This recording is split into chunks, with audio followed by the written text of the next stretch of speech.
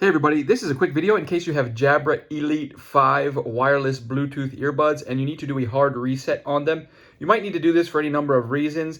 It might not be connecting to Bluetooth, or the earbuds might keep disconnecting, or you might be getting sound out of only one ear, the left ear or the right ear. Or it might be connecting to the wrong device and you just want to start fresh and have the earbuds forget everything. Our hard reset will fix all of those things, or most of those things, and it's real easy to do. All you need to do with these Jabras is to make sure they're in the case with the lid open, like seen here. And we're just going to come in and we're going to press and hold both Jabra buttons on both earbuds simultaneously, and just keep holding them. It'll take about 10 seconds. You're just going to keep holding them until the light indicator here is going to blink like 3 times purple. And then they'll be reset, and then you can just pair them as a new pairing request with whatever device you want. And that's it. And just one more thing, if you're still here, if you're looking for a credit card, right now, Chase is giving away $200 for free just for signing up for a credit card. I've got the information in the description. Thanks a lot for watching.